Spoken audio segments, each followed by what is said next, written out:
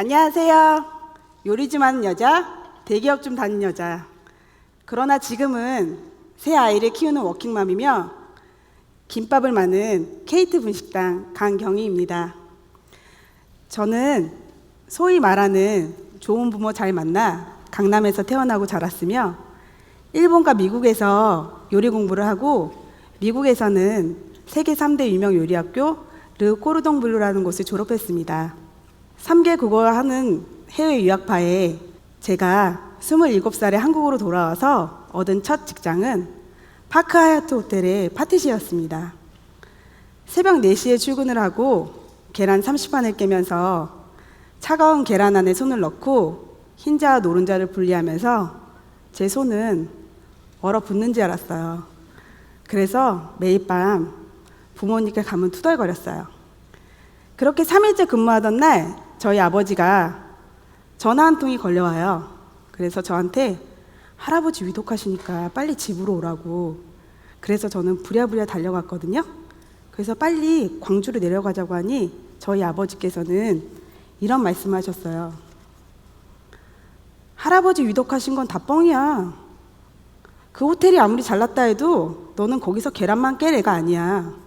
내가 널 어떻게 키웠는데 내일 당장 그만둬. 저는 쾌재를 불렀고 저는 그렇게 그만두었습니다. 그리고 이 얘기에서 아실 듯 싶지만 저는 정말 곱게 자랐어요. 저희 두 번째 직장은 부모님이 원하시는 대로 국내 최고급 호텔 신라호텔에서 근무하였습니다. 해외 유학파의 요리 경험에 국내 해외 최고급 식자재 구매를 하는 업무를 하였고 시금 기획 등 여러 가지 멋진 업무를 7년간 경험하였습니다. 그렇게 안정적인 호텔리어가 돼서 멋진 워킹맘으로 살아줬으면 하는 부모님의 바람과는 반대로 저는 35살에 창업을 하겠다고 선언합니다. 부모님은 물론 지인들까지 뜯어 말렸어요. 어린아이 둘 키우면서 장사하는 것도 힘들어 죽겠는데 파티셰가 아닌 김밥집 사장이 되겠다고 말했으니까요. 하지만 제가 35살에 창업을 결심한 이유는 40 전에는 왠지 3번 망해도 다시 일어설 수 있을 것 같아서였습니다. 그리고 이 말은 무섭게도 현실이 되어 돌아왔어요. 그 수많은 업종 중에 제가 김밥을 선택한 건 여러 가지 이유가 있어요. 남녀노소 좋아하는 음식이면서 대를 이을 수 있는 한식이면서 할 때 저는 김밥이 떠올랐고 아침에 바짝 일하고 오후에는 아이들과 시간을 여유롭게 보낼 수 있을 것 같아서 그리고 김밥 하면 단체 주문 떠오르는 건 당연하죠. 그리고 단체 주문은 떼돈 1000만 원을 가져다 줄 것 같아서 시작했어요. 그리고 그렇게 시작한 저희 첫 장사는 너무 잘 됐어요. 그리고 잘 되는 게 당연하다고 생각했어요. 해외 유학파에 최고급 호텔에 근무까지 한 나 강경희 님이 김밥을 만들어 주던데 맛있는 게 당연하지? 라고 이런 거만한 생각으로요. 그렇게 홍보 1도 안 한 6평 김밥집 매장에서 저희 첫날 매출은 30만 원, 그리고 80, 100, 120 매일매일 기록을 갱신했어요. 그리고 그 기록과 함께 아주 독특하고 거만한 고객 서비스를 하고 있었는데요. 여기 계신 분들은 하지 말라고 제가 몇 가지만 소개해 드릴게요.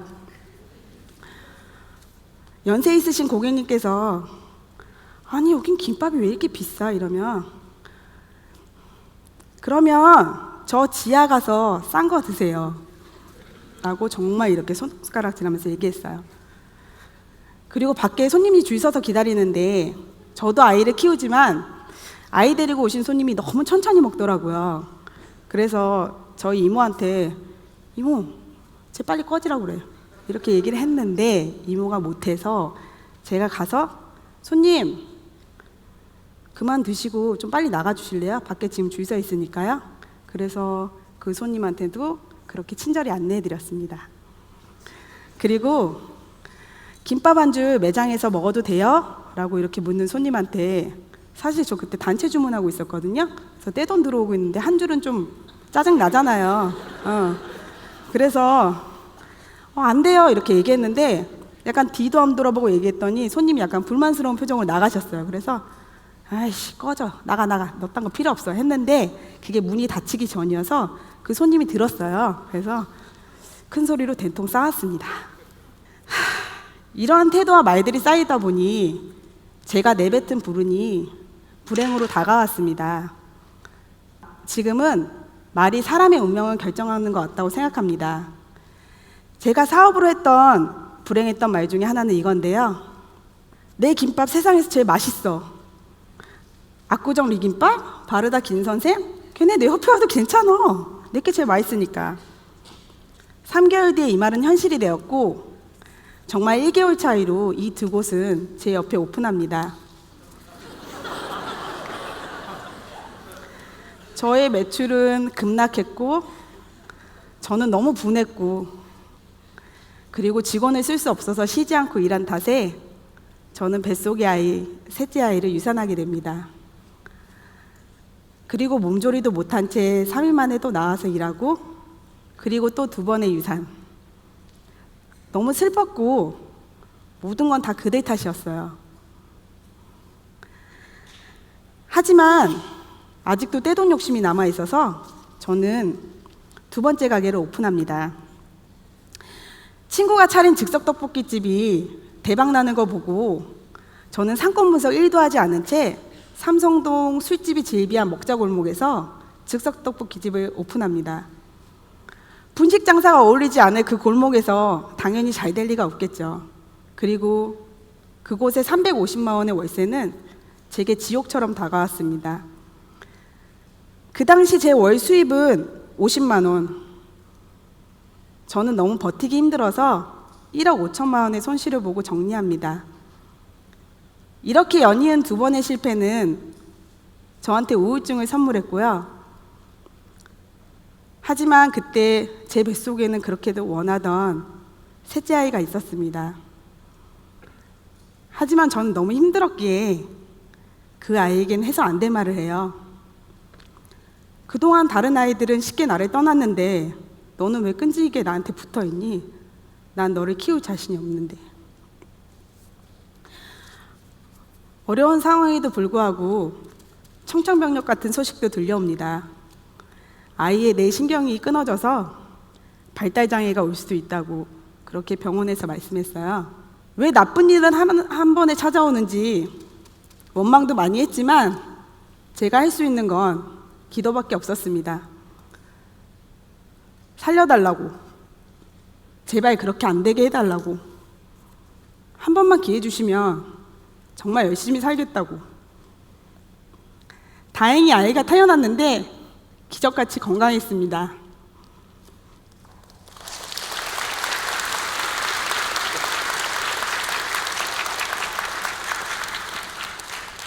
그때 아마 제 인생은 바닥을 치고 올라오지 않았나 싶습니다. 살아야 되니까 무엇이라도 읽기 시작하다가 읽은 책 중에 평생 감사라는 책이 있었습니다. 거짓말처럼 6평짜리 사장님 얘기가 나오는데요. 그 책의 사장님은 어떤 진상 손님이 와도 생각을 고쳐먹고 태도를 바꿔서 감사하는 마음으로 항상 손님을 대접했다고 합니다.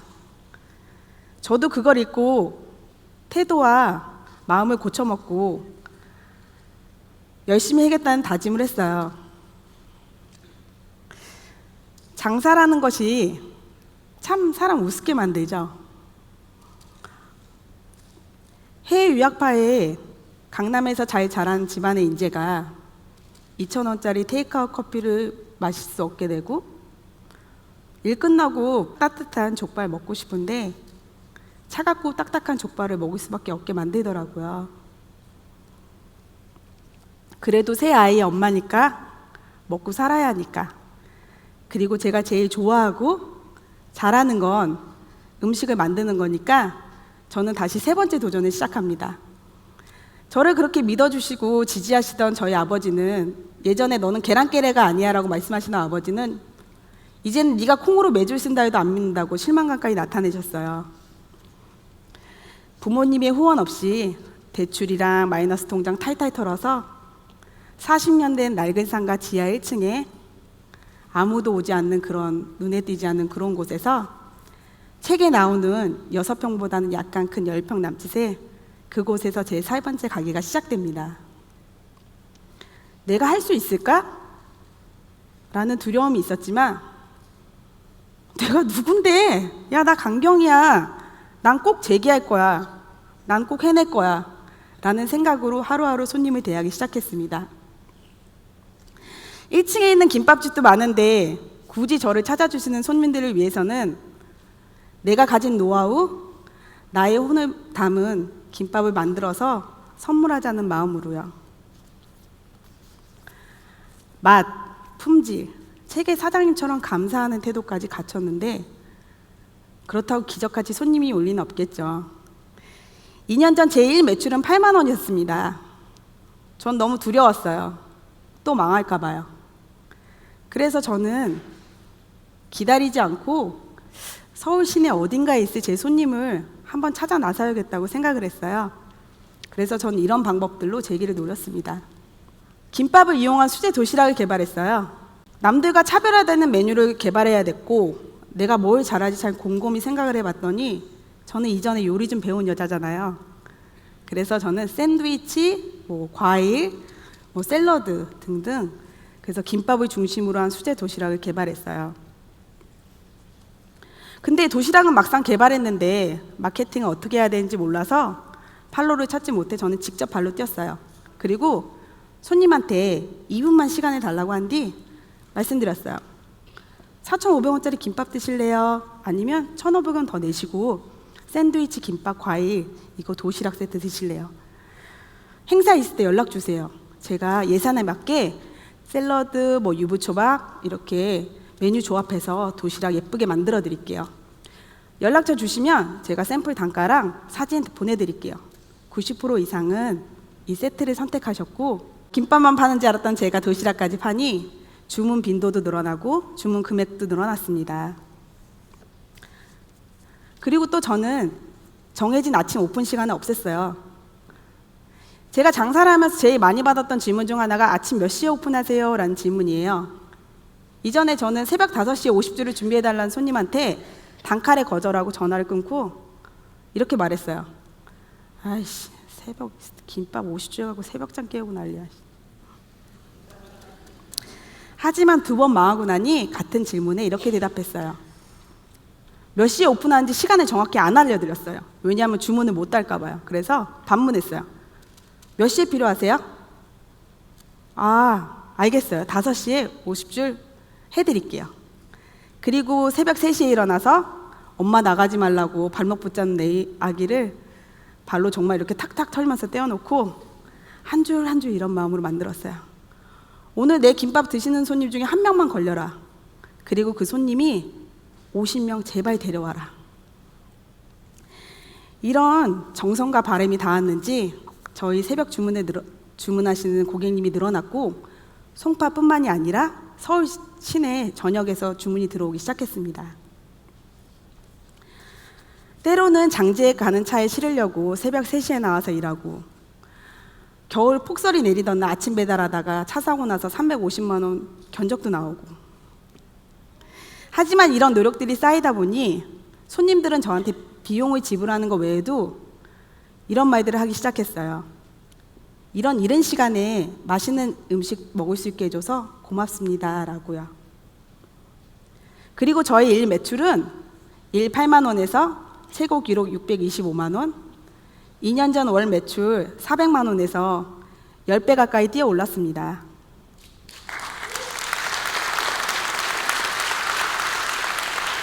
살림살이도 많이 나아졌습니다. 새 아이의 엄마로서 여자로서 대기업 임원급 월급을 벌게 됐으니까요.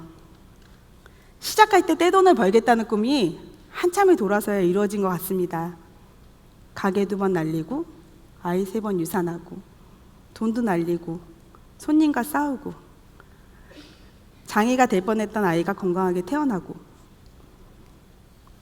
어쩌면 제가 떼돈을 바라고 시작한 장사는 저를 좀 더 나은 존재로 저를 좀 더 나은 사람으로 바꿔준 계기가 아니었나 싶습니다.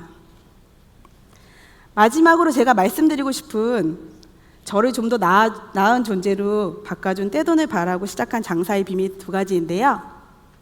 첫 번째는 말은 습관이 되고 습관은 운명을 만든다입니다. 니네 없어도 괜찮아. 경쟁사 들어와도 괜찮아. 이런 거만한 말들이 쌓여서 현실이 되고 저의 불행한 운명을 결정하였습니다.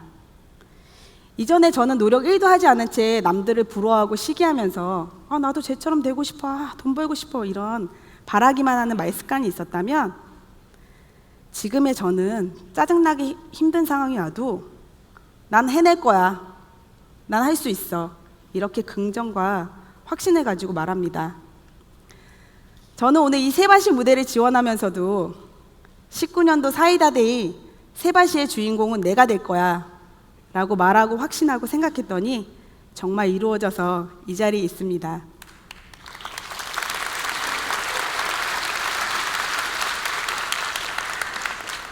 마지막으로는 남 탓하지 말고 매사에 감사하는 태도를 가지세요입니다.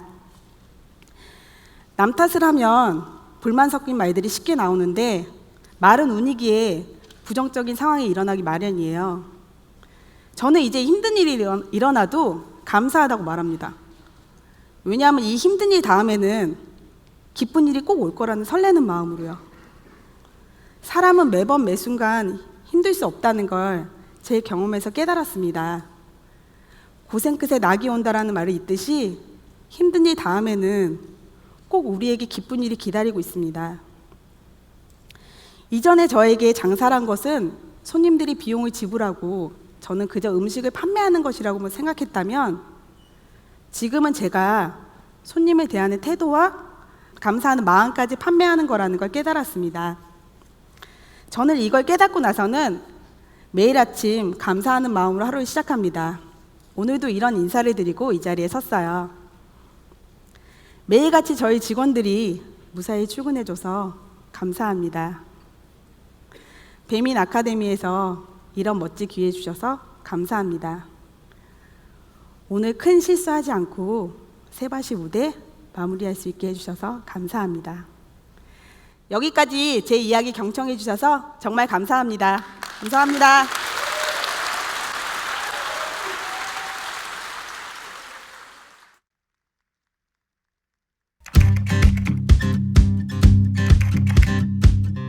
세바시의 기학 1기.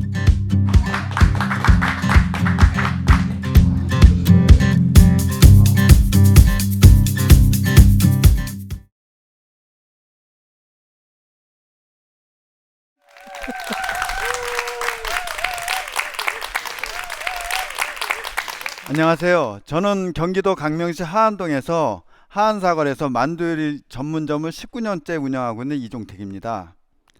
20년 전 저는 간판과 인테리어로 직원 4명을 두고 나름대로 그 계통에서는 괜찮은 매출을 올리며 잘나가는 40살의 사장이었습니다.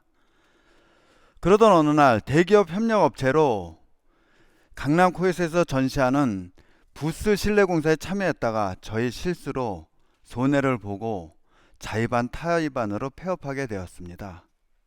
그 실망감과 상실감, 그리고 앞으로 갚아야 할 빚 5천만 원. 지금도 큰 돈이지만 그 당시 저에게는 큰 벽이었습니다. 폐업 이후 마땅히 갈 곳도 없던 저는 아침 일찍 답답한 마음에 소리라도 질러보려고 차를 몰아 무작정 소래포구까지 갔습니다. 그 당시 담배를 피던 저는 늦은 시간까지 담배를 피며 와이프랑 30대 후반에 어렵게 낳은 딸아이를 생각하며 멍하니 바다를 보고 있는데 장사를 마무리하는 중에 어떤 허름한 가게 횟집 사장님이 웬 항아리를 가져와 식탁 위에 쏟는 거였습니다. 저는 그 장면을 보고 깜짝 놀랐습니다. 그 당시는 카드보다나 현금을 많이 사용했던 때라 식탁 위에 10,000원짜리가 수북히 쌓인 것을 횟집 사장님이 지폐를 일일이 펼치면서 세고 있었습니다. 그 장면이 멀리서 벌어졌지만 제 눈으로 클로즈업 되어 지금도 생생히 기억이 나네요. 그리고 전 그때 결심했습니다. 그래, 뭐든지 현찰 장사를 해야겠다. 매출이 아무리 많아도 앞으로 남고 뒤로 미치는 그런 장사를 하지 않겠다고 생각하자 저에게는 희망으로 다가왔습니다.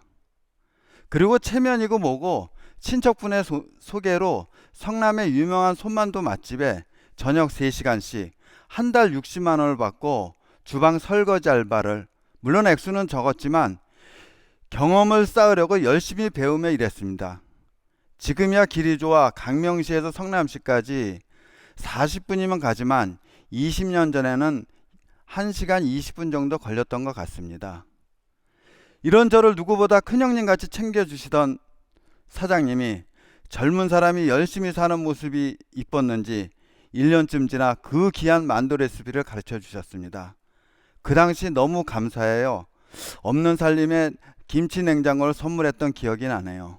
집에 와서 아내랑 상해에 살던 하안 주공아파트 17평을 1억에 팔아 빚 5천만 원을 갚고 오래돼서 보증금이 저렴한 2층 뒤쪽 허름한 15평 지금의 가게를 보증금 2천에 월세 80에 얻고 권리금 2천만 원을 주고 실내 공사민 그릇 가전제 주방을 1,000만 원을 쓰고 나니 당장 음식재로 살 돈이 없어서 친구한테 200만 원을 빌려 한창 더운 여름에 오픈하게 되었습니다. 가게에 딸린 방도 없이 저희는 살림짐들을 아는 분 창고에다 맡기고 15평 작은 가게 한쪽 구석에 살림을 하면서 시작하게 되었습니다. 제일 마음 아팠던 때는 저희 딸이 3살 때 한쪽 구석에서 장난감을 가지고 놀고 있다가 손님 아이가 뺏어도 한마디 말도 못하고 눈치를 볼 때 정말 마음이 아팠습니다. 한 번은 저희 아이가 감기에 걸려 죄송합니다.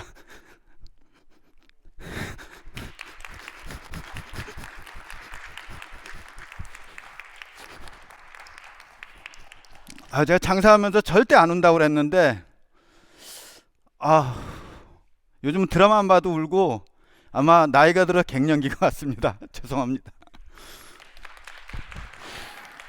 한 번은 저희 아이가 감기에 걸려 가게 한쪽 구석에서 아파서 자고 있는데 그 당시에는 실내에서도 술 먹으면서 담배를 피는 사람들이 꽤 있었는데 담배를 펴서 아이가 기침을 하길래 제가 아이가 아파서 그러니 담배는 밖에서 피시면 안 되냐고 말했더니 아니 누구는 아예 안 키워봤냐고 화를 내는데 정말 그 순간에는 내가 왜 장사를 했나 자괴감이 들더군요. 여기에 와 있는 지금 여기 와 있는 저희 딸에게 지금도 제가 제일 미안한 게 손님이 많아 바쁘면 그 3살짜리 아이에게 돈과 메모지를 주고 심부름을 시켰던 거, 또 바쁘니까 어디를 저희가 놀러 못 데리고 다니니까 또래 아는 아이 엄마들에게 부탁해서 놀러 가게 했는데 지금도 저희 딸 남의 가족과 여행하는 게 너무 싫었다고 하네요. 저희가 처음 오픈한 날 제가 지역에 봉사활동을 많이 해서인지 아는 분들이 많이 찾아주셔서 오픈 매출이 100만 원이 넘었던 기억이 나네요. 속으로 와 이러면 금방 부자 되겠구나, 돈 벌 일만 남았다고 좋아했는데 점점 인매출이 낮아지더니 20만 원의 고정 매출이 되더군요.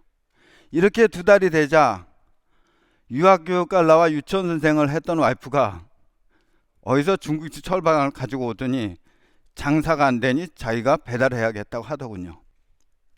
오토바이 자전거도 없이 직접 들고 배달을 하는데 소문이 나고 욕심이 나는지 거리도 멀어지고 철가방 무게도 무거워지고 비 오는 날은 젊은 세대의 아내가 우비를 입고 저는 주방을 본다는 핑계로 선뜻 나서지도 못하고 여자는 약해도 엄마는 강하다고 정말 열심히 배달한 아내가 지금도 고맙고 미안합니다.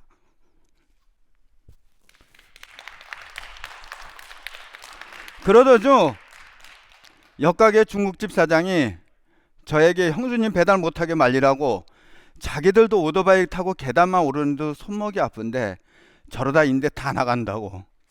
그래서 배달 갔다 오는 와이프 팔꿈치를 슬쩍 만져보니 아프다고 소리내는데 이런 통증도 참고 일한 절박한 아내와 이것도 몰랐던 제가 미안해서 아내를 안고 펑펑 울었습니다. 그리고 우리가 아무리 어렵고 힘들어도 그 당시에는 매장에서 팔기로 약속했습니다. 그렇게 1년이 지나가니 조금 여유가 생기더군요. 비슷비슷한 매출에 어느 날 35만 원 올려서 너무 기분이 좋아 고생하는 와이프와 짠하게 놀던 4살 어린 딸과 장사 후 처음으로 밤 10시에 고깃집 외식을 하게 되었습니다. 그땐 우리 부부 모든 게 서툴러서 늦게까지 만두 빚느라 저녁도 못 먹어 삼겹살 5인분을 먹었던 기억이 나네요. 늦게까지 장사하는 고깃집 사장님과 늦게 가서 먹는 저희 가족과 친해져서 서비스도 주시고 가게에서 먹으라고 반찬도 챙겨주시고 잘 대해주셨는데, 어느 날 저희가 솔직히 힘들다고 위로받으라고 말씀드렸더니 생뚱맞게 여사장님이 자기는 엄지발톱이 없다고 말씀하시는 것이었습니다.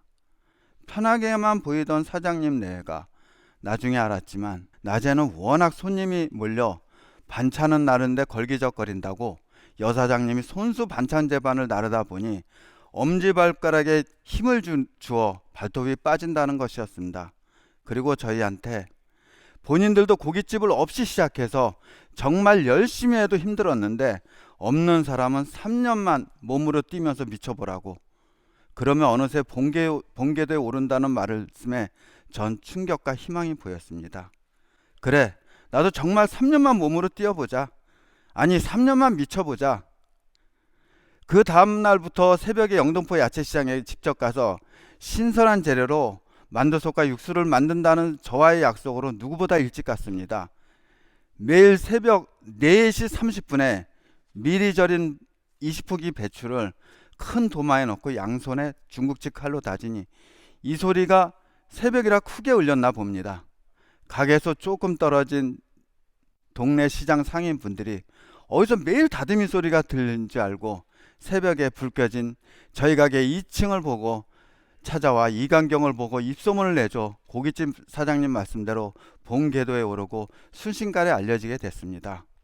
이렇게 꾸준히 매출도 오르고 나름대로 하안동 맛집으로 소문이 나서 단골 손님도 늘고 기복 없이 편하게 장사 하나 했는데 2010년 7월 4일 일요일 쉬는 날이라 저희 부부 체력 단련을 하느라 핸드폰을 진동을 해놔 건물관리 소장님이 전화를 받지 못하자 다급한 문자를 남겼는데 불이 났어요. 빨리 라는 내용의 체육관에서 가게까지 차로 20분 거리인데 왜 그리 멀게만 느껴지는지, 멀리서 보이는 가게 건물 앞에는 소방차 3대, 구급차, 순찰차가 서 있는데 재난영화에서 보았던 그 장면 그대로이고 저 모든 일이 꿈이길 바랬습니다. 그러나 제 바람과는 다르게 정말 소중한 가게는 천장은 내려앉고 창문은 다 깨져 있고 타다 남은 재와 물로 범벅이 되었고 모든 것이 다 타버린 상태였습니다. 와이프는 바닥에 털썩 주저앉아 울고 저는 망연자실한 상태로 주위를 보니 불행 중 다행인 것은 역 가게들이 불이 옮기지 않아 인명피해가 없어 천만다행이었습니다. 소식을 듣고 달려온 걱정하는 많은 분들께 괜찮다고 말은 하지만 표정 관리가 안 되더군요.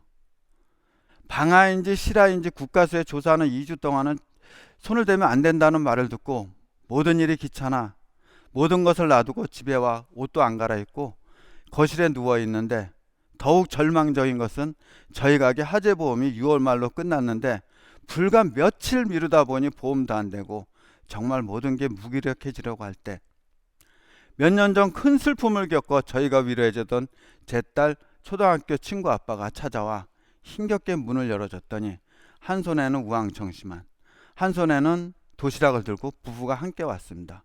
들어오자마자 저보다 더 슬퍼하며 형님 힘들지요? 하는데 왈칵 그동안 참았던 눈물이 나더군요. 이 동생 부부가 그러면서 제게 웬 통장을 내밀면서 형님 이 돈은 저희 전세금 올려주려고 모아둔 3천만 원인데 일단 쓰시고 천천히 갚으세요라고 내놓는데 당장 돈이 필요하니 받게 되더라고요. 지금도 그때 일을 생각하면 혜란이 아빠, 아니 부민아, 그땐 큰 힘이 됐고 항상 고맙게 생각하고 감사합니다.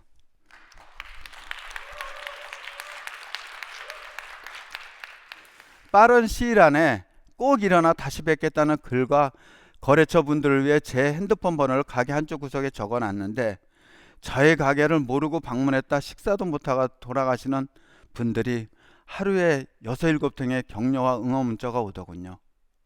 그게 힘든 하루를 보내던 저희 부부에게 큰 힘이 되었고, 어떤 날은 세무사 직원분이 전화를 주셔서 재난 시 세금 연장하는 법을 가르쳐주고, 또 어떤 날은 가전 매장을 하시던 사장님이 저희 얘기를 듣고 주방 가전제품을 싼 가격에 구입하도록 도와주시는 등, 비록 몸은 힘들었지만 주위에 생각지도 않은 많은 분들이 도움으로 이겨낼 수 있었습니다.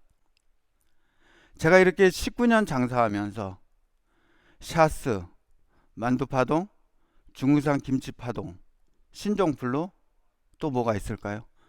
강호병 파동, 메르스, 에블라, 개인적으로는 제가 가산동 2호점 3년 만에 폐업, 그리고 가계화재, 산전, 수전, 공중전, 신경전을 겪으면서 모두 이겨낼 수 있던 비결은 무엇일까요? 제 이야기에서도 알 수 있듯이 여러 사람들의 대가 없는 도움이었던 것 같습니다.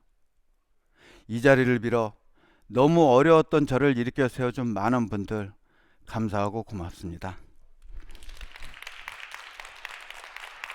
그리고 또 한 사람, 제 아내인 정서인 같습니다. 제 아내가 올해 들어 몸이 아파 담낭 절개 수술을 받고 나서 마르고 힘이 없어 제일 속상합니다.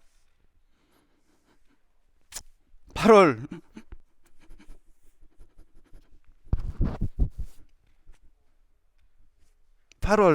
수술 받는 날 수술실로 들어가는 와이프가 미안하고 애틋하고 죄 지은 것 같고,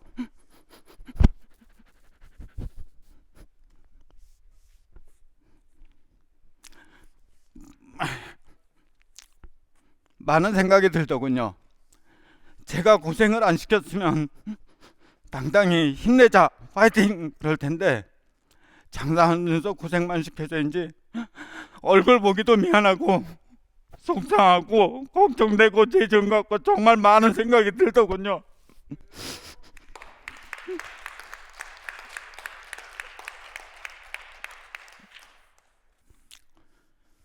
제가 제 아내한테 농담처럼 우린 부부보다 함께 어려운 일을 잘 이겨내서 전우회를 느낀다고 말하는데, 오늘 이 자리를 빌어 제 아내와 제 딸에게 비록 힘없고 평범한 가장인 아빠지만 항상 슈퍼맨으로 쿨한 남자로 봐줘서 고맙고, 내 생명보다도 귀한 내 가족 사랑하고 나를 끝까지 믿고 따라주는 나의 아내자 인생의 오랜 머신 정서영, 이젠 전회가 아닌 감사하고 사랑합니다. 소영아.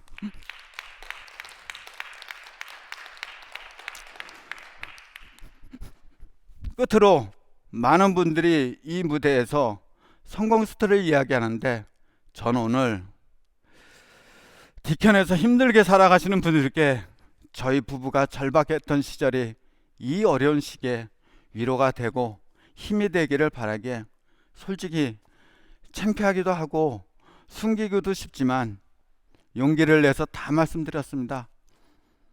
저는 지금 이 힘든 코로나19도 지금까지 해낸 것처럼 이길 것이며, 여러분들도 지금 이 시기가 힘들고 어렵고 속상하지만 조금만 더 참고 함께하길 바라며 마치겠습니다. 모든 자영업자 여러분 파이팅! 감사합니다.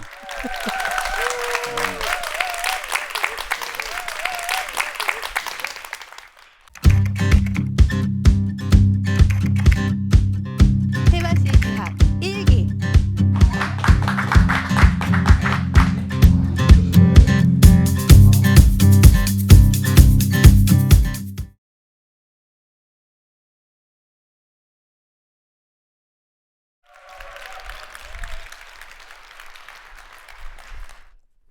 안녕하세요. 김치현입니다.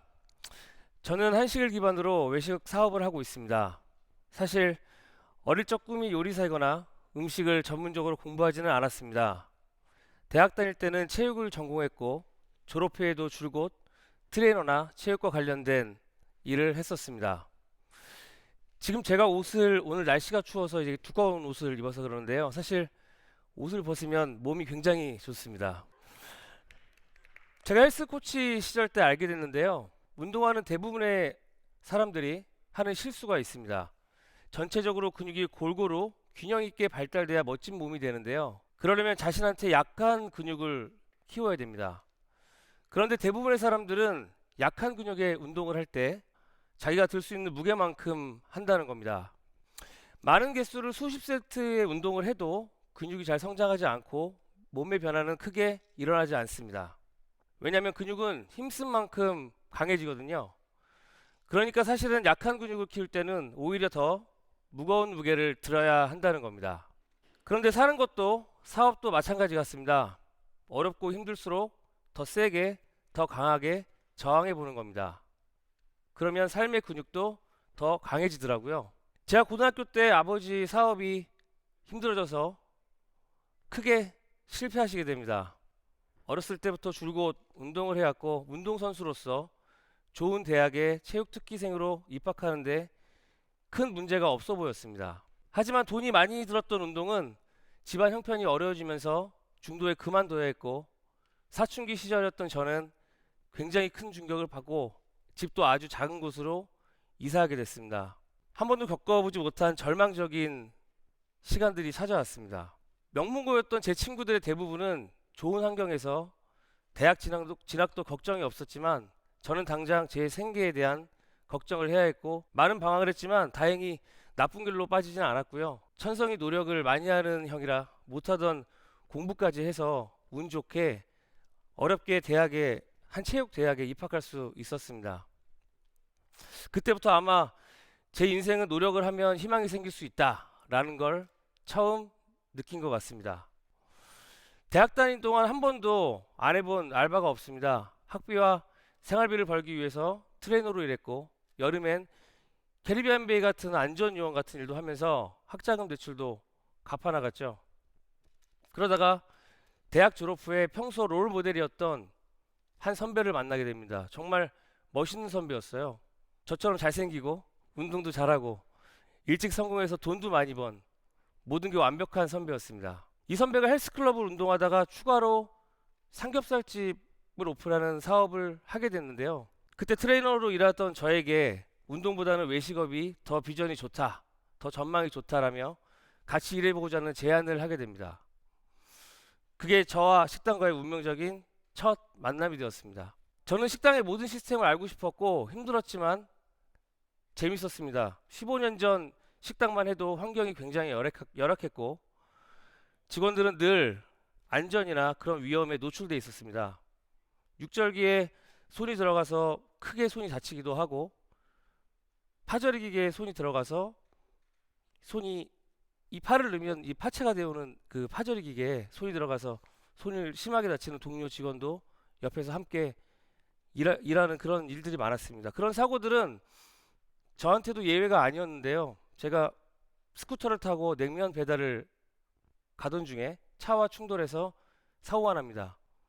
공중으로 한 3m 정도 떠서 중앙선을 넘어서 반대편 차선으로 넘어가는 아주 큰 사고였는데요. 그 잠깐의 시간 동안 그 냉면 면발이 날리는 그런 장면부터 가족 그리고 내가 여기서 죽을 수도 있겠구나 라는 그 짧은 시간 동안 많은 것들이 스쳐갔습니다. 그런데 그 시련은 그 사고가 끝이 아니었습니다. 제가 입원을 했던 중에 제가 그렇게 존경했던 사장님은 마치 저보다는 사고의 과실이 누구였는지 당장 식당 운영을 어떻게 해야 되는지 같은 저보다는 그 부분을 더 걱정하는 것 같았습니다. 그런 상처 속에 2008년에 리먼 사태다 구제역이나 광우병 같은 그런 사회적인 악재까지 겹치면서 식당 운영도 어려워졌고요. 저는 5년이라는 시간 동안 함께했던 식당과 다른 길을 가게 됩니다.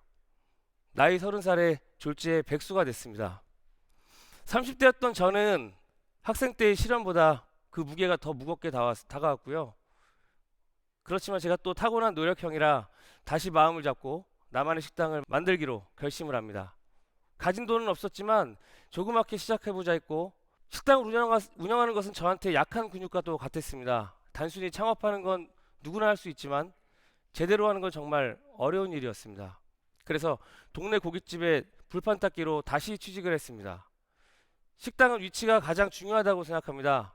메뉴나 가격은 변동될 수 있지만 위치는 한번 선정하면 바꿀 수가 없잖아요. 그 식당의 위치와 상권이 어떤지 아주 깊게 잘 알아야 합니다. 그래서 저는 태어나고 제가 자라서 잘 아는 동네에 창업을 하기로 했고 그 동네에 있는 고깃집에 불판 닦기로 일했습니다. 불을 넣고 빼고 불판을 갈아주고 손님과 소통도 하면서 하루에 불판의 개수가 몇 장 나오는지 따라해서 그날 매출도 가늠할 수 있고 사장 외에 그 식당 운영을 아는데 아주 적당한 위치라고 생각했습니다. 하지만 그 일은 굉장히 혹독했어요. 하루에 쇠소리 7, 8개가 부러졌고 팔에 매일 정말 근육통이 있었고 그 약품 냄새가 몸에 매일 배어있을 정도로 혹독했고요. 그때 너무 쇠솔로 불판을 많이 닦아서 팔 근육이 너무 좋아져서 지금도 팔씨름을 웬만하면 지지 않습니다. 하루 12시간을 불판을 닦으면서 5만 가지 생각을 했습니다. 앞으로 어떻게 살 것인가. 마치 불판을 닦는 게 일을 가는 것처럼 느껴지기도 했고요. 고등학교 때 방황했던 생각들을 하기도 했고 표현하진 않았지만 같이 운동했던 친구들이 국가대표로 활약을 하고 외국에서 공부를 하는 친구들, 사업하는 친구들까지 지금 2평짜리 있는 제 자신의 초라함이 저를 많이 힘들게 만들었습니다. 한 번은 음식물 쓰레기라고 하죠. 식당 용어로는 짬통이라고 하는데요. 그거를 들고 버리러 가다가 발을 잘못해서 미끄러졌는데 그 음식물 쓰레기가 제 몸의 전체를 덮어서 그때 주저앉아서 많이 울었던 기억이 납니다. 하지만 몸은 힘들었지만 생각할 시간이 굉장히 많았어요. 그 시간 동안 저는 창업에 대한 아이디어와 일기를 수첩 속에 매일매일 꼼꼼히 적었습니다. 쉬는 날이면 부동산을 돌면서 상권을 알아보고 가게 자리를 찾으러 다녔어요. 그러던 어느 날 일하던 고깃집 옆에 옆 건물에 당시 불법 오락장이 있었는데 단속에 걸리면서 권리금 없이 가게 자리가 나오게 됩니다. 기회였습니다. 당시 황무지 같은 그 곳에 모든 사람들이 말렸습니다. 거기다가 창업하지 말라고 많이 말렸지만 저는 불판 닦기를 하면서 그 상권에 대해서 누구보다 잘 알고 있었고요. 내가 준비한 컨셉으로 여기에 창업을 하면 승부가 될 거란 강한 자신감이 있었습니다. 결국 계약을 하고 2009년 3월 14일 드디어 나만의 첫 식당인 호박식당을 열게 됐습니다. 네, 감사합니다. 당시에는 생소했던 소갈비를 즉석에서 무쳐낸 양념으로 맛을 특화시켰고요. 남녀노소 좋아하는 삼겹살과 가족 단위가 좋아하는 돼지갈비로 메뉴도 구성해서 대중성도 고려를 했습니다. 지금은 이런 서비스들이 많지만 된장찌개와 계란찜을 무제한으로 서비스했고 주차 공간이 단 한 대도 없는 공간에서 발레 파킹을 하면서 하루에 몇십 장씩 그 주차 딱지를 끊으면서 손님들을 위해서 대납을 해주기도 했습니다. 이익이 덜 남더라도 고객이 더 찾아올 수밖에 없는 이유들을 만들려고 많은 노력을 했습니다. 저는 단단하게 굳어진 정말 소중한 보석 같은 의미로 이름을 호박이라고 지었고요. 가족과 같이 사람들을 아끼고 섬기겠다는 어떤 의미로 호박 패밀리라고 회사 이름을 만들었습니다. 호박식당은 거짓말처럼 시작과 동시에 성공했습니다. 오픈을 하고 처음 줄을 섰던 그 순간은 평생 잊을 수가 없습니다. 그리고 11년이 지난 지금 10여 개의 외식 브랜드를 만들게 되었고 세계 여러 곳에도 매장을 늘려갈 정도로 성장했습니다. 박수 한번 주십시오. 그런데 이 이야기가 여기서 끝이 나면 너무 뻔한 성공 스토리로 끝나겠죠? 맞습니다. 여러분이 예상한 대로 강력한 위기가 또 찾아왔습니다. 지난해 말 세계를 강타한 코로나는 모든 걸 바꿨습니다. 나아질 것 같았던 국내 매출은 회복세가 보이지 않고 직영 매장으로 운영하는 해외 매장은 문조차 지금까지 영업조차 못하는 매장들, 계약해놓고 월세만 내고 있는 매장들이 생겨날 정도로 피해가 심각한 상황입니다. 위기는 늘 우리에게 약한 근육입니다. 어떻게 해야 될까요? 이제 어느 때보다 더 무거운 무게를 들어야 됩니다. 늘 들 수 있는 가벼운 무게로는 근육을 키울 수 없듯이 늘 하던 대로 관습대로 하는 것으로 위기를 탈출할 수 없다고 생각했습니다. 저에게는 창업 후 지난 시간 동안 성공적으로만 이어오던 사업 운영의 방식과 노하우를 버리는 일이었습니다. 코로나로 인해 소비 형태가 바뀌고 더 이상은 같은 방식의 생각으로서는 성공할 수 없는 세상이 왔죠. 작은 예로 더 맛있고 더 좋은 음식을 배달하고 온라인 상품으로 판매하는 방법을 고민했습니다. 처음으로 돌아가 더욱 좋은 재료를 찾기 위해 전국을 돌아다니면서 식재료를 공수하고 정성을 다해 배달 음식을 만들었고 거기에 감사의 마음을 담은 손편지를 넣었습니다. 이때 저희는 하얀 전지를 바닥에 깔아놓습니다. 하얀 전지를 통해 우리는 우리가 만든 정성 어린 음식을 진심으로 전달하고 싶습니다. 무엇보다 배달에서 가장 중요한 부분 중에 하나는 배달 라이더들의 안전이라고 생각을 합니다. 항상 늘 위험에 노출돼 있고 저 또한 배달을 하다가 크게 다쳤던 기억이 있기 때문에 라이더들 안전은 가장 중요하다고 생각합니다. 그래서 일부 지역은 오토바이보다 소형 전기차를 만들어서 안전하게 전기차로 배달을 하기도 하고요. 어느 날 도시락 주문에 배달이 많이 들어왔는데 라이더들이 5분 정도가 저희 매장에서 기다리시는 걸 보고 이분들이 저렇게 추운 날씨에 기다리는 걸 보고 왜 저분들을 저기서 기다려야 될까라는 생각이 들어서 라이더들을 위한 쉼터, 저 안에 어떤 커피라든지 음료도 드리고요. 따뜻한 공간도 마련해서 라이더들의 안전과 편안함을 주었습니다. 라이더분들이 안전하고 건강한 마음으로 배달을 할 수 있어야 저의 음식도 진심을 담은 음식이 제대로 전달될 수 있다고 저는 생각하고 있습니다.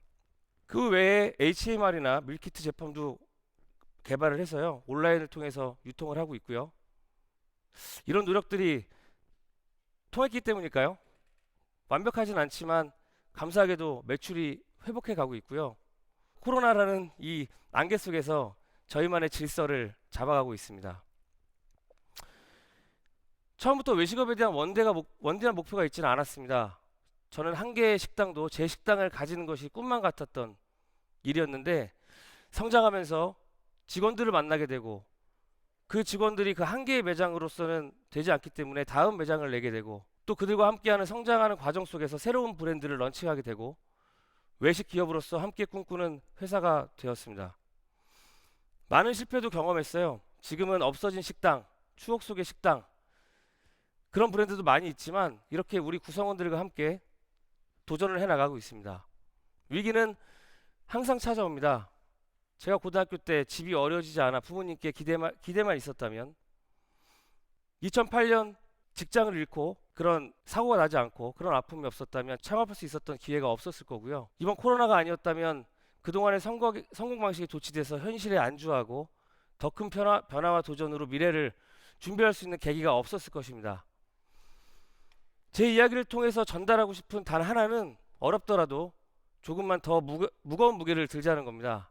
운동할 때 헬스 코치들이 힘들어 죽겠는데 하나만 더 그렇게 얘기하는 경험을 겪어 보셨을 겁니다. 더 이상 못할 것 같았지만 여러분들은 결국 해내고 맙니다. 그때 그 하나가 자기만의 실력과 근육이 됩니다. 코로나 시기 모두가 어렵습니다. 특히 자영업과 서비스업에 종사하시는 사장님들이 더욱 그럴 거라고 생각합니다. 이 위기를 장사의 근육으로 더 강하게 키우는 기회로 바꿔보시길 진심으로 바라겠습니다. 마지막으로 시간이 갈수록 더 단단하게 굳어지는 우리 보석 같은 호박 패밀리 가족들에게 감사의 마음을 전하겠습니다. 감사합니다.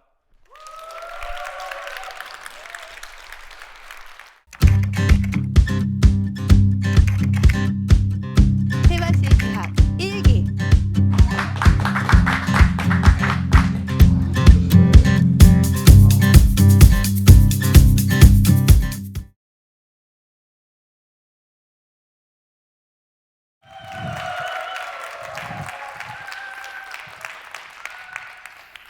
골목 식당의 PD님도 찾기 힘든 아주 작은 골목의 끄트머리에서 외식 사업을 하고 있습니다. 끄트머리집의 윤혁진입니다. 사실 저는 기업에서 인사와 교육을 담당하는 사람으로 그 업을 시작했습니다. 그 당시에 저희 어머님은 제가 대기업에 다닌다는 사실만으로도 굉장히 좋아하셨습니다. 온 세상에 자랑을 하고 다니셨습니다. 어머니 식당에서 손님이 아들 어디 다녀요? 라고 물어보시면 그 두꺼비가 그려진 소주를 갖다 주시면서 저희 아들 서울에서 여기 다닙니다 라고 말씀하시면서 어깨에 뽕이 들어가시는 시골 아주머니셨습니다. 저는 저희 어머니의 자랑이었습니다. 참고로 저는 마마보이는 아닙니다. 그 당시에 저는 저희 어머님이 제공해주는 주류들 중에 하나인 주류 대기업에 다니고 있었고요. 자리를 옮겨 대한민국 30대 기업에서 인사와 교육을 담당하게 되었습니다. 꽤 성공적인 삶이죠. 그럼 대기업 인사 담당자 어디에 살까요? 5평도 안 되는 반지하 원룸이었습니다. 어머님께서 한 번은 서울에 병원을 오셨다가 저희 집에서 주무시고 가는데 몸도 마음도 굉장히 불편하게 내려가셨던 기억이 납니다. 그래서 저는 하루빨리 돈을 벌어서 엄마도 편하게 올 수 있는 집을 사야겠다라고 생각을 했습니다. 그러면 서울에서 30평 정도의 아파트를 살려면 언제 살 수 있을까요? 그 당시에 아주 희망적인 결과가 나왔습니다. 딱 11년 동안 숨만 쉬고 아무것도 먹지 않고, 숨만 쉬고 회사는 걸어서 다니고, 숨만 쉬고 옷은 한 벌로 봄, 여름, 가을, 겨울을 다 버티면 11년 뒤에 집을 살 수 있다는 거였습니다. 지금은 18년이 넘는다고 합니다.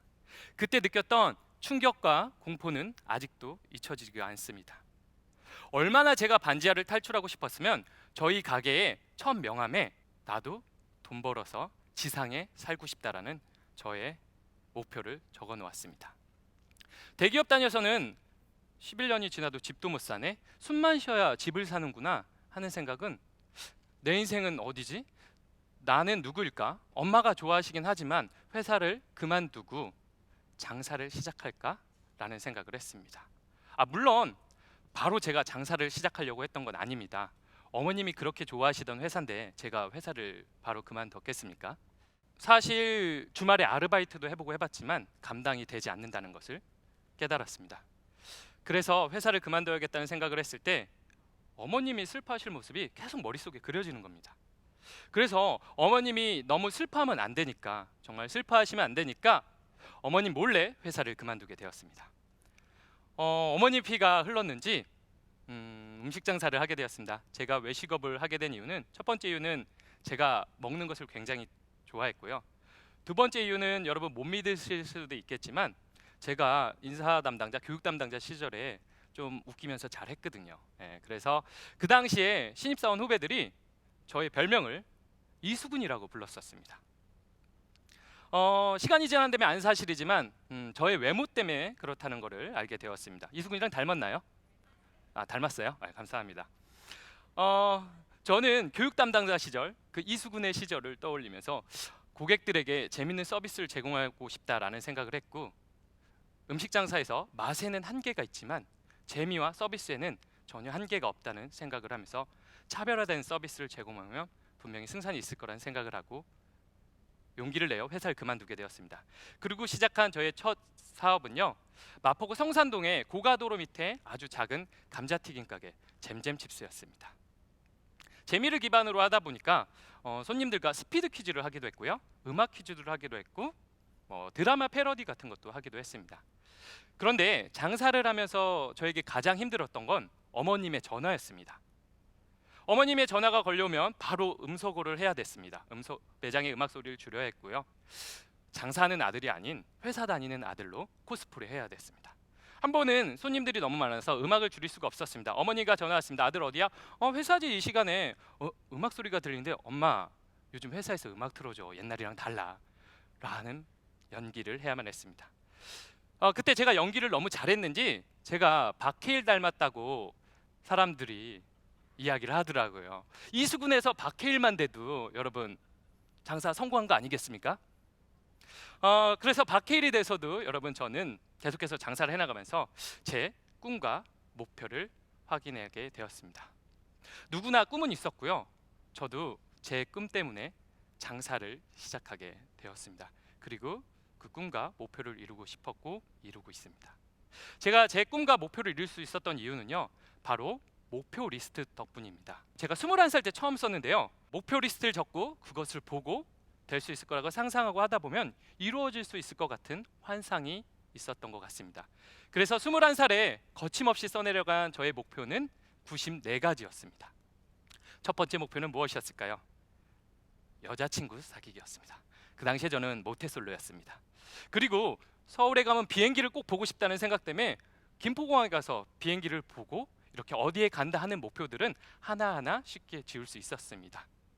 21살에 저의 이메일과 모든 아이디의 비밀번호는 이룬다 94였습니다.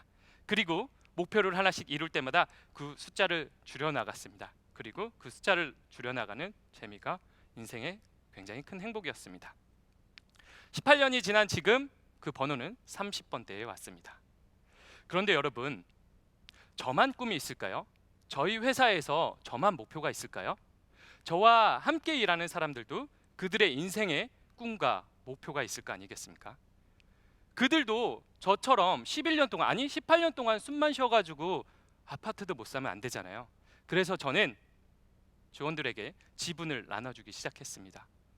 51%의 이상의 지분을 나누어 줬을 때 그들은 자신이 원하는 것을 자신의 자산으로 도달할 수 있을 거라는 생각이 들었고요. 그들의 꿈에 좀 더 가까이 갈 수 있을 거라는 생각을 했습니다. 회사에서 주인처럼 하라고 말을 많이 하는데 주인이 되지 않고는 본인의 목표를 이루기는 조금 어렵지 않을까 하는 생각을 가졌습니다. 그래서 저는 51% 이상의 지분을 나누어 줬습니다. 주변에서 친구들이 저한테 그랬습니다. 야, 너 미쳤냐? 너부터 성공하고 나눠줘. 뭐 벌써부터 나눠줘. 라는 이야기를 했습니다. 여러분, 성공이라는 정의의 잣대가 돈을 얼마만큼 버느냐일 수도 있지만 저는 저의 목표를 채워나가는 것이 저의 성공이라고 생각을 했습니다. 여러분, 회사를 다닐 수도 있고요, 장사를 하실 수도 있습니다. 하지만 무엇을 하냐보다 어떻게 하느냐, 그리고 무엇을 위해서 하느냐가 저는 더 중요하다고 생각했습니다. 그래서 외식 사업을 하면서도 제 목표 리스트를 하나씩 줄여나가며 희열을 느꼈습니다. 그때 느끼는 희열은요, 제 인생의 첫 희열입니다. 그 초등학교 아닙니다. 국민학교 때 그 버블이라는 오락의 끝판을 깼을 때 굉장히 큰 희열을 느꼈는데요. 그 희열보다 크게 느껴지고요, 대기업에서 근무할 때보다 더 큰 희열을 느끼게 했습니다. 사람이 변하고 성장할 때 느끼는 감사, 그리고 그들이 그 꿈에 도달할 때 느끼는 감사는 세상 그 어느 곳에서도 찾을 수 없는 굉장히 큰 쾌감과 보람이었습니다. 이것들은 모두 저의 목표 리스트 덕분이었습니다. 여러분, 장사를 하시건 여기 앉아 계신 분들께 질문 드리겠습니다. 혹시 목표 있으십니까? 그 목표 하나하나 체크해보고 계십니까? 사실 꿈을 쓰라는 이야기는 많이 들으셨을 거라는 생각을 합니다. 그러나 목표 리스트를 만들라는 얘기는 좀 생소하실 수 있을 거라는 생각이 듭니다. 원대한 꿈보다는요, 가깝게 이룰 수 있는 다양한 목표들을 적어 놓는다면 여러분의 인생에 도움이 되지 않을까 하는 생각이 듭니다. 그 목표가 여러분 가족과 관련된 것이든, 여러분이 하시는 일과 관련된 거든, 여러분이 하는 취미와 관련된 거든, 또는 여러분이 갖고 계신 주식의 상한가에 관련된 거든 상관이 없습니다. 목표가 있다는 게 중요한 것 같습니다. 요즘 코로나 때문에 위기라고 많이들 하는데요, 제가 인사 담당자이자 교육 담당자이자 기업의 대표의 마음을 대신해서 결국 위기를 겪어내고 이겨내는 것은 사람인데 그 위기를 극복하는 사람을 어떻게 뽑는지에 대해서 마지막으로 말씀드리고자 합니다. 저희 회사의 인재상은요, 첫 번째, 손님과 썸 타지 않을 사람, 당신이 우리 회사의 주인공입니다입니다. 예를 들어서 저희 매장에서 한 남자 직원분이 본인의 마음에 드는 여성분이 앉아있는 테이블에 사이드 메뉴를 무료로 가져다 주기도 하고요, 그 테이블에서 젓가락이 떨어지면 불이 나게 달려가서 젓가락을 챙겨주기도 합니다. 유독 그 테이블만요. 그러면 그 옆에 있던 테이블에서 봤을 때 그 직원을 보며 장난 아니다, 와 서빙의 신인데 박세로를 능가할 것 같아 라고 반응할까요? 아니면 아니 저쪽 테이블만 손님이야? 우리는 손님도 아닌가? 라고 생각을 할까요? 불공정한 서비스를 받게 됐을 때 저희 회사에 매출에 큰 타격을 줄 거라는 생각을 합니다. 그래서 저희 회사의 인재상 그 첫 번째는 바로 손님과 썸 타지 않을 사람입니다. 두 번째는요, 똑똑한 사람도 좋지만 저는 똑똑하기보다는, 그리고 면접에서 아주 뛰어난 성적을 낸 사람보다는 두 가지 습관을 갖춘 사람을 뽑습니다. 첫 번째 습관은 제가 면접을 볼 때 물 한 잔을 드렸을 때 그 물 한 잔에 고맙다고 인사할 줄 아는 사람입니다. 물론 제가 여러분들 좋아하시는 스타벌레의 벤티 사이즈 음료를 드렸다면 무척 좋아하셨겠죠. 그런데 제가 드린 물은 스테인레스 급식컵의 작은 물 한 잔이었고요. 그 물 한 잔에 감사하다고 할 줄 아는 사람, 그리고 면접이 끝나고 자기 자리를 정리할 줄 아는 사람, 이 두 가지 조건을 갖춘 사람을 뽑습니다. 왜냐하면요, 외식업계에는요 직원들의 이탈이 굉장히 많은 직군입니다. 하지만 이렇게 작은 거에도, 물 한 잔에도 감사할 줄 알고 자기 자리를 정리할 줄 아는 사람은요, 자신이 한 말과 행동에 책임을 질 줄 아는 사람입니다. 그리고 그 생각은 별로 틀린 적이 없습니다. 2014년 제가 처음 사업을 시작할 때 저와 함께한 직원은요, 현재 대전의 대전점 점장으로 계십니다. 그 직원분은 면접에서 뛰어난 성적을 낸 분은 아닙니다. 그렇다고 그분이 똑똑하지 않거나 유능하지 않다는 이야기도 아닙니다. 그런데 그분이 평소에 감사할 줄 아는 마음과 책임감 있는 태도는요, 아마도 저보다 서울에 집을 먼저 사지 않을까 하는 기대감을 갖게 합니다. 실제로 저보다 반지하에 먼저 탈출하셨습니다. 마지막으로 드리고 싶은 말씀은요, 저희 어머니께서 얼마 전에 또 저희 회사에 다녀가셨습니다. 제가 잠시 자리를 비운 사이에 저희 어머님 또래의 저의 거래처 사장님께 이런 말씀을 하셨다고 합니다. 저희 아들 대기업 좀 다시 돌아가게 도와주세요 라고 하소연을 하고 떠나셨다고 합니다. 사람의 생각이 쉽게 변하진 않겠죠. 저희 어머님도 그러시겠죠. 그래서 저는 다짐했습니다. 제가 대기업에 들어가는 것이 아니라 대기업을 만들어야겠구나. 이 끄트머리 집을 대기업으로 만들어서 저희 어머니가 자랑스러워할 수 있도록 해야겠구나 라는 생각을 했습니다. 그래서 여러분의 응원이 필요합니다.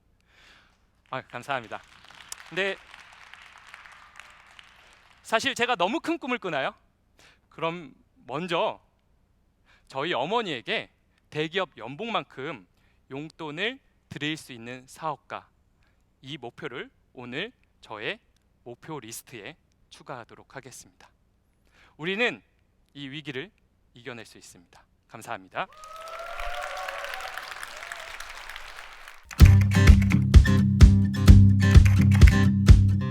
세바시 탑 1기.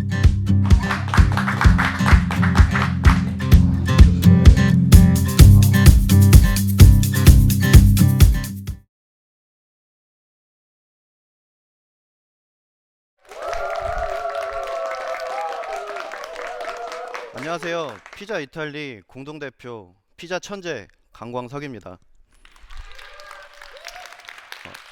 여러분 엑시트라는 영화 보셨나요? 배우 조정석 씨하고 소녀시대 유나 씨가 나오는 작년 여름을 강타한 코미디 화학 재난 영화입니다. 주인공 용남은 몇 년째 취업에 실패하고 어머니 칠순잔치에서도 무엇 하나 내세울 곳 없는 그런 천덕꾸러기 막내 아들로 나오는데요. 독가스가 건물 밑에서부터 막 차오르는 상황에서 주인공 용남은 용감하게 사람들을 구하기 위해서 줄 하나의 의지에 옥상으로 올라가려고 하자 용남의 아버지가 몹쓸 말을 하나 합니다. 하지마, 뭐든지 하지마. 전 그 말을 듣고 극장에서 눈물이 펑펑 나왔습니다. 왜냐면 제가 장사를 시작한다고 했을 때 저희 가족들이 제게 했던 말과 똑같았거든요. 저는 가족들과 크게 3번의 갈등을 겪었어요. 첫 번째는 제가 좋은 대학에 가야 할 성적을 받지 못해서였는데요. 두 번째 수능이 끝나던 날 가채점을 끝내고 집에 돌아왔는데 저는 태어나서 저희 아버지의 그런 모습을 처음 봤습니다. 소파에 뒤집어져서 누워서 마치 만화에 나오는 것처럼 발을 바둥거리며 엉엉 우시는데 그 모습을 보고 저는 큰 충격과 상처를 받았습니다. 두 번째는 제가 다단계도 했었는데요. 제가 화장품 다단계를 한다고 했을 때는 이제는 저뿐만이 아니라 제 아내한테까지도 너 말리지 않고 뭐 했냐면서 제 아내는 저 때문에 욕을 먹고 저는 또 가족들과 멀어졌습니다. 세 번째는 제가 장사를 시작한다고 했을 때였는데요. 저희 어머니는 25년 동안 포장마차부터 시작하셔서 순댓국집도 하시고 샤브샤브집도 하시고 여러 가지 수많은 가게를 하셨어요.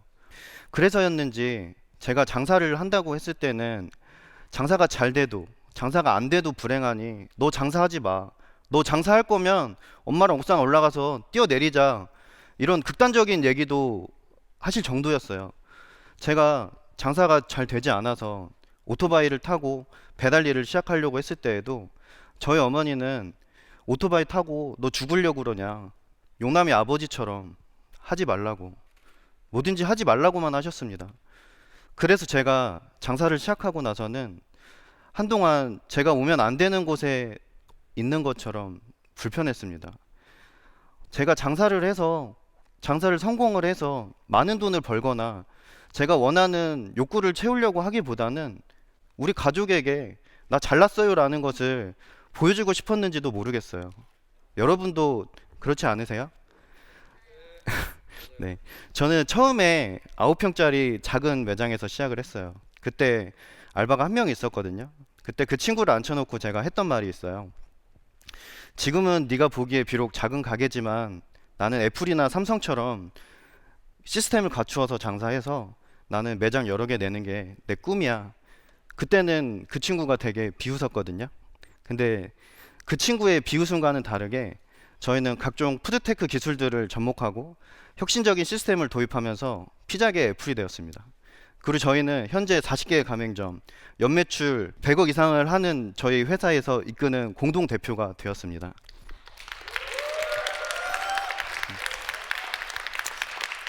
대부분 사업하시는 분들은 큰 실패 경험이 있으시잖아요. 전 솔직히 말씀드리면 한 번도 제가 직영점 5번을 오픈하면서도 한 번도 실패한 적이 없어요. 제가 어떻게 했는데 이렇게 항상 이기는 게임을 했는지 궁금하지 않으세요?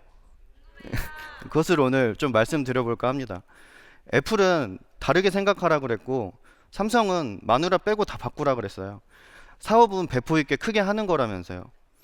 하지만 현실적으로 장사하는 사람 입장에서는 그것이 모두 다 비용이고 돈이었습니다. 제가 장사 성공을 위해서 여러분들에게 해드리고 싶은 말은 아끼세요라는 말씀을 해드리고 싶습니다. 지금 같은 위기에서는 그것이 더 빛을 발할 거예요. 저는 남들과는 아끼다라는 관점을 조금 다르게 봤는데요. 무조건 비용만 아끼라는 것이 아니라요. 시간도 아껴야 하고요. 더 나아가 그 아낌을 통해서 우리 가게가 합리적이라는 것을 직원과 고객님들에게 알려주라는 것입니다. 제가 처음에 장사 초기에는 아침에 출근했을 때 아파트 2동 정도 전단지를 수백 장의 전단지를 붙이고 출근을 했어요. 그렇게 붙이고 매장에 도착하면 와, 나 오늘 정말 열심히 일했다 라는 생각과는 다르게 주문은 들어오지 않았습니다. 그러던 중에 중국집 출신 배달 직원을 구했는데요. 그런 제가 안쓰러웠는지 사장님 그렇게 시간 버리고 전단지 버리지 마시고 지하상가나 미용실 같은 데를 한번 공략을 해보세요. 그래서 저는 그 길로 전단지 몇 장과 조각피자 몇 개를 싸들고 부평 지하상가를 헤맸습니다. 정중하게 저희 가게를 어필하고 홍보했더니 신기하게도 10집에게 돌리면 5집이 주문을 해주더라고요. 그때부터 저희는 장사가 잘 되기 시작했고요. 무식하게 전단지만 돌리면은 주문이 들어올 줄 알았는데 조금만 더 생각하고 조금만 전략을 짰더니 아, 이렇게 시간과 비용을 아끼면서 돈을 벌 수 있구나라는 것을 몸으로 느낄 수 있었던 좋은 경험이었습니다. 그리고 저는 이렇게 장사가 잘 되고 나서부터는 이제 푸드테크 앱들이나 이런 것을 많이 적극 활용했는데요. 12년 동안 푸드테크를 팠습니다. 저는 사실 좀 성격이 이상해요. 그래서 잔소리 듣는 거는 죽기보다 싫어하고요. 잔소리 하는 거는 좋아해요. 소위 말해 젊은 꼰대였습니다. 직원들에게 일방적인 강요와 감정이 섞인 지시는 그들과 저와의 관계를 멀게 만들었고 또 대화를 단절시켰습니다.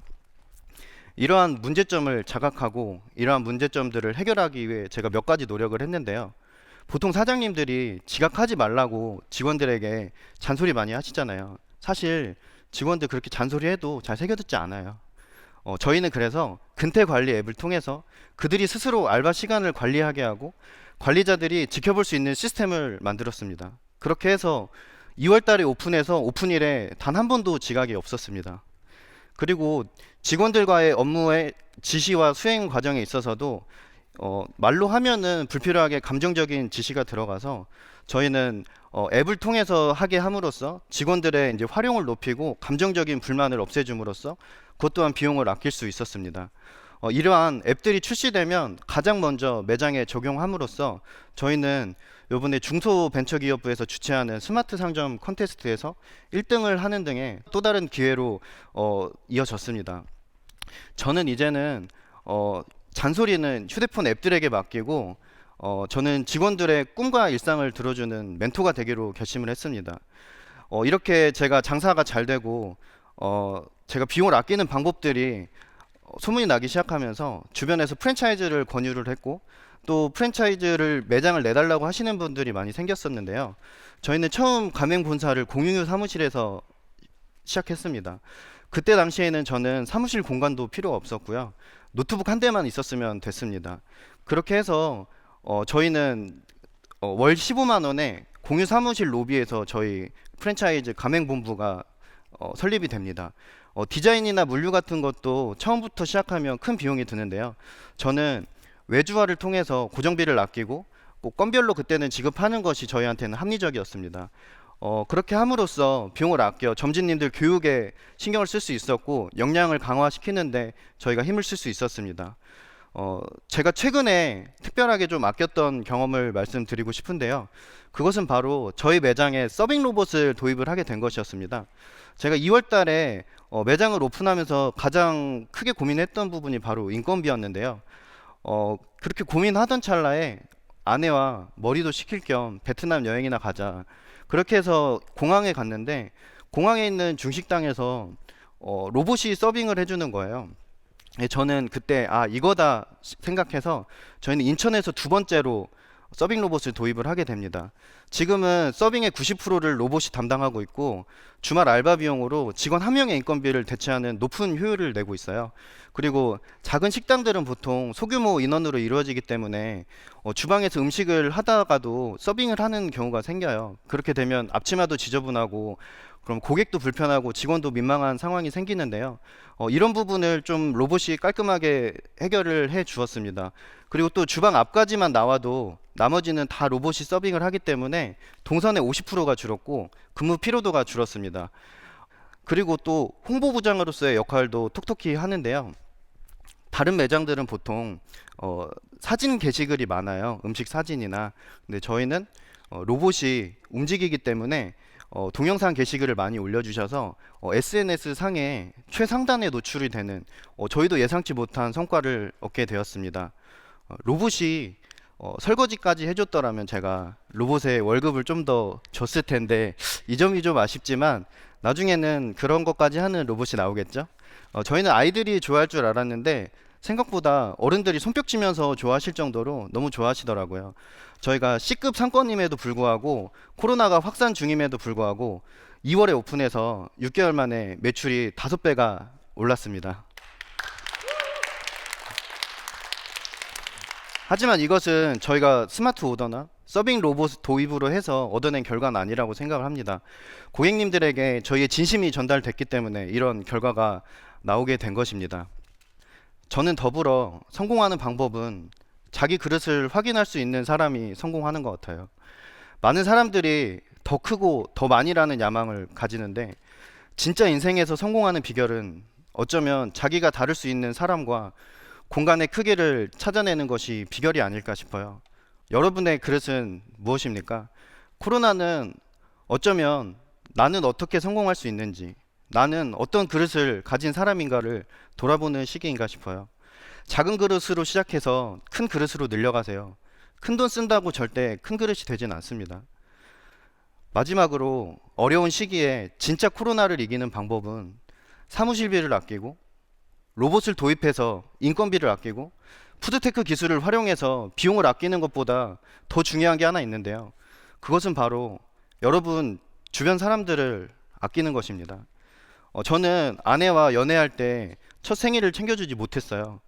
100일 때는 200일 때 챙겨줄게. 300일 때는 곧 1년이잖아. 이런 말로 그녀를 아껴주지 못했습니다.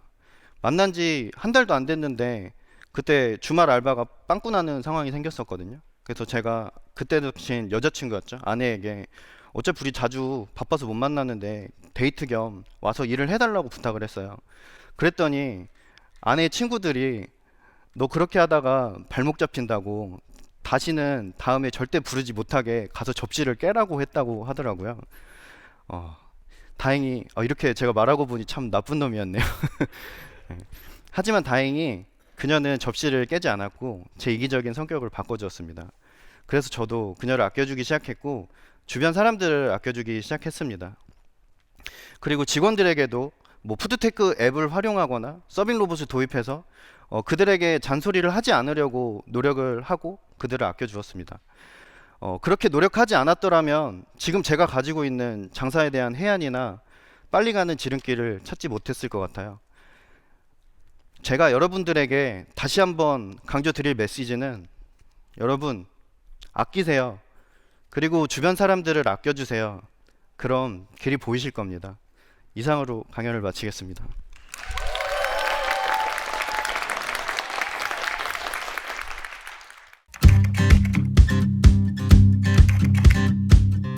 세마시 각 1기.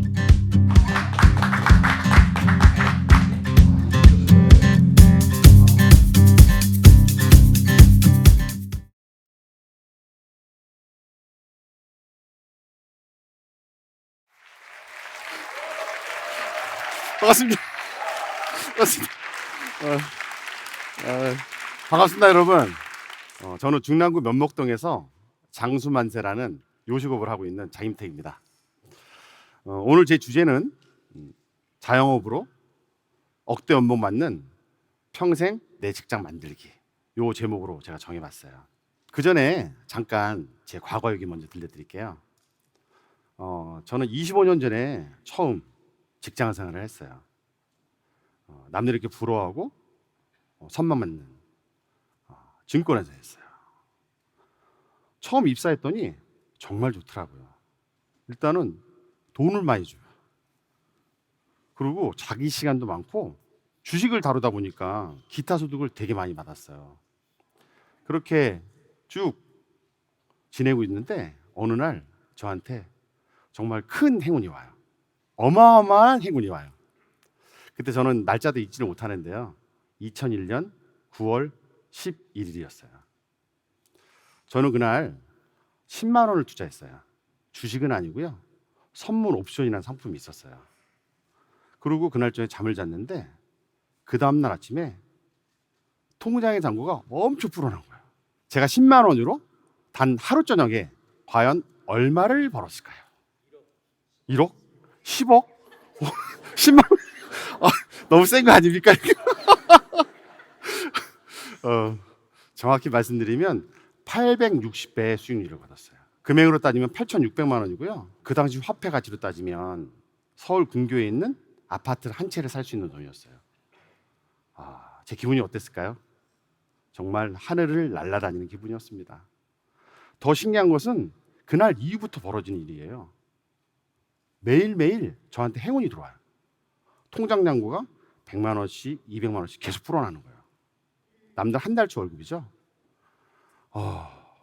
제가 그때는 생각해 보면 내 인생에 천국이 있으면 바로 이때가 천국이 아닐까. 제가 이런 생각도 해봤어요. 그런데 여러분, 그 천국이 과연 얼마나 오랫동안 이어졌을까요? 지금까지 이어졌으면 제가 이 자리에 없겠죠. 천국에서 지옥으로 떨어지는 시간은 불과 채 1년이 걸리지 않았어요. 그럼 제가 지금부터 지용 얘기 잠깐만 들려드릴게요.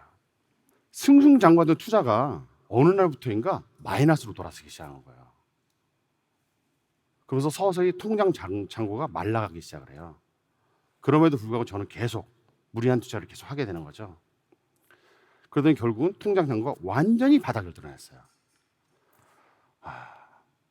지금 생각해 보면 그때 멈췄어야 됐어요. 근데 저는 멈추지를 못했어요. 왜 그랬을까요? 바로 그 860배. 그 860배가 제 머릿속에 가득 차 있었어요. 그래서 그 860배가 저를 지옥으로 미는 걸 몰랐어요, 제가. 그래서 그때부터 제가 무리하게 더 행동을 합니다. 하지 말아야 될 짓을 해요. 집을 담보로 대출을 받고요. 지인들에게 돈을 빌려요. 그것도 모자라니까 카드 대출을 받기 시작했어요. 집에는 빨간 딱지가 붙기 시작했고요. 지인들에게 돈을 갚지 않자 저에게 소송을 걸어오더라고요. 카드는 돌려막기 하다가 결국 못 막으니까 신용불량자가 돼버렸어요.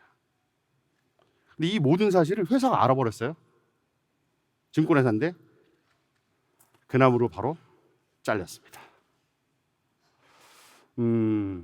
잘 나가던 증권면에서 하루아침에 집도 절도 없는 거지 상태가 돼버렸어요.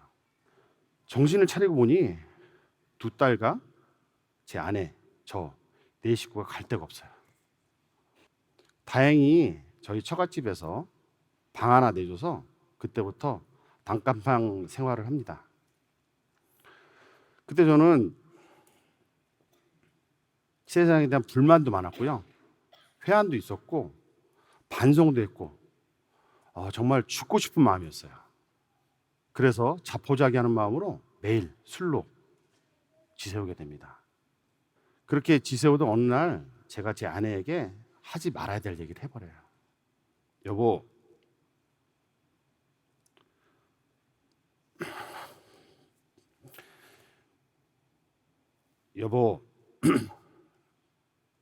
우리 이제 그만하자. 당신은 새 출발을 해라. 이런 얘기를 제가 해요. 그때 제 아내가 제 손을 잡으면서 이런 얘기합니다. 우리는 가족이잖아.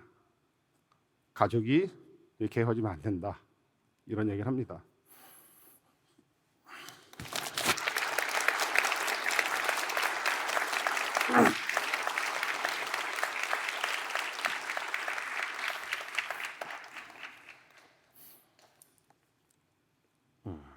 오늘 제 아내는 이 자리에 못 왔어요. 저 대신에 그 가게를 지키느라고. 그렇지만 이 자리에 없는 제 아내에게 오늘 이 자리에서 꼭 한마디만 꼭 하고 싶어서 얘기를 하고 싶습니다. 여보,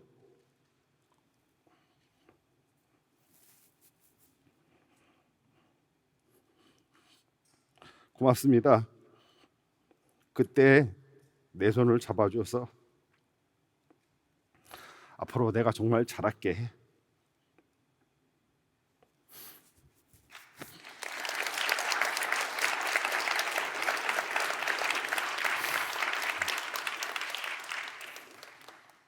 근데 용돈이 좀 부족해요. 좀 많이 좀 주세요.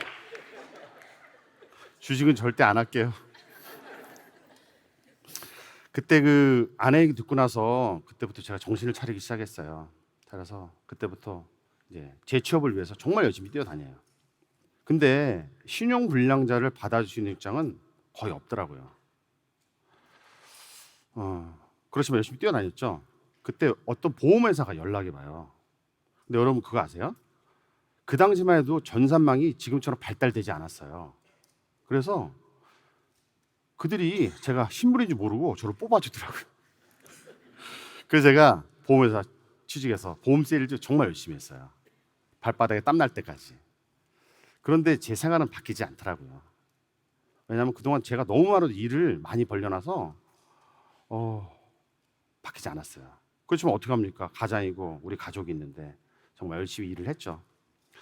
그러다 어느 날 저한테 정말 제 선배님이 찾아옵니다. 저한테 참 고마우신 분인데요. 그 선배님이 어느 날 저한테 찾아오더니 이런 말씀하시는 거예요. 임태가, 너 참 고생이 많다. 고생이 많은데 요즘 음식시장 좀 좋대더라. 너 먹는 거 좋아하니까 장사 한번 해봐라. 이런 얘기를 하시는 거예요. 그 선배님 그러면서 돈을 내가 빌려줄게. 이 말씀하시더라고요. 그래서 그 선배님 덕택에 제가 짧은 준비 과정을 치고 창업을 하게 됩니다. 그때가 지금으로부터 8년 전이고요. 정말 어쩌다 창업 이게 맞는 것 같아요. 거의 쉬는 날도 없이 일을 했고요. 하루 14시간, 15시간 정말 열심히 장사했던 것 같아요. 근데 삶이 나아진 건 별로 없더라고요. 보험사 생활할 때보다는 조금 낮았어요. 근데 먹고 살고 애기들 가리키고 이게 다더라고요. 그렇게 시간이 한 6년 정도 지난 것 같아요. 쭉 시간이 지나고 있는데 지금부터 2년 전에 저한테 고마운 분이 한 번 나타나요. 저희 건물 2층에 새로 오신 분이 계시는데요. 그분은 이제 배달 전문업을 하셨던 분이에요. 그분이 어느 날 우리 가게 오더니 이런 얘기를 하는 거예요. 사장님, 홀 영업만 하지 마시고 배달도 한번 해보세요 그러더라고요. 그래서 그분 덕택에 제가 배달을 한번 시작했어요. 그러면서 한 군데를 더 추천해 주는 거예요. 그게 어디냐면 배민에서 운영하는 아카데미가 있어요. 배민 아카데미. 거기 가면 장사를 무료로 가르쳐 줍니다. 그 얘기를 하더라고요. 그래서 그분 덕택에 거기도 한번 가봤죠. 처음에는 약간 호기심 반 이렇게 갔어요. 그렇게 한 번, 두 번 가다가 어느덧 6개월이라는 시간이 지났어요. 근데 정말 신기한 일이 발생해요. 그 6년간 우리 가게 매출이 변동이 별로 없었거든요. 근데 짧게 배운 6개월 동안 몇 가지를 적용을 했더니 매출이 서서히 상승을 하는 거예요. 그때 제가 깨달았어요. 장사도 공부하면 달라질 수 있구나. 그런 생각을 해보니까 제가 중고등학교 시절 6년 동안 공부 정말 열심히 해서 대학을 들어갔잖아요. 대학 들어가서는 증권회사 입사하려고 제 경제학과인데 경제학 공부 4년간 정말 열심히 했거든요. 그래서 그 어렵다는 증권회사 입사를 했어요. 근데 평생 직장이 될지도 모른다는 자영업 딸랑 3개월 준비했거든요. 그러니 잘 될 수가 없죠. 제가 6년간 버티면서 먹고 사는 것만 해도 어떻게 보면 저한테 운이 좋았다? 이 표현이 맞는 것 같아요. 그래서 그때부터 더 열심히 배우고 익히고 배운 것을 우리 매장에 적용을 하고 이렇게 진행을 했죠. 아카데미 같은 데 가면 젊으신 분들이 정말 많이 오세요. 그분들은 배울 점이 되게 많아요. 실천력이 정말 뛰어나요. 오늘 배우면 바로 가서 하고 있어요. 또 아이디어가 번쩍번쩍합니다. 그분들 아이디어 보면 저거 나도 했으면 좋겠는데 근데 저는 잘 못 따라가겠더라고요. 그렇게 하다가 그럼 우리 매장에 맞는 게 뭘까 고민하다가 그때 실행한 게 바로 이겁니다. 뭔지 아시겠어요? 그렇죠. 예. 추억의 달고나. 여러분들 국자 한 번씩 다 태워 먹어봤잖아요. 저도 그런 적 있었는데 이거를 해요. 손님들이 정말 좋아하세요.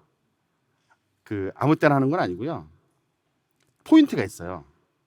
저희 가게가 조그매서 손님들이 식사를 하시고 약간 얼큰해진 시점 한 9시 전후가 되겠죠. 그때 구석에 앉아서 이걸 딱 만듭니다. 그러면 달달한 냄새가 쫙 퍼져요. 그러면 손님들이 저를 힐끗 쳐다봐요. 안 주나? 제가 그때 꽉 눌러서 갖다 드려요. 그래서 한마디 하죠. 손님 뽑으시면 음료수 하나 서비스 드립니다. 그러면 정말 좋아하세요. 그 조그만 달고나 하나가 그 테이블을 즐겁게 하고요. 그렇게 즐거워하는 모습을 보면서 저 또한 행복해요.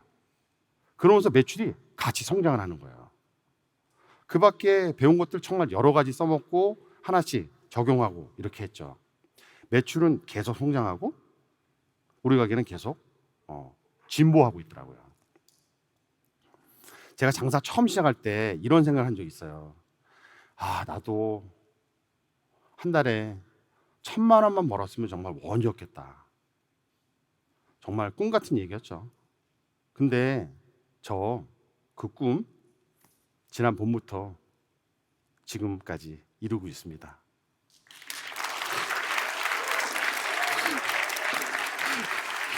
고맙습니다.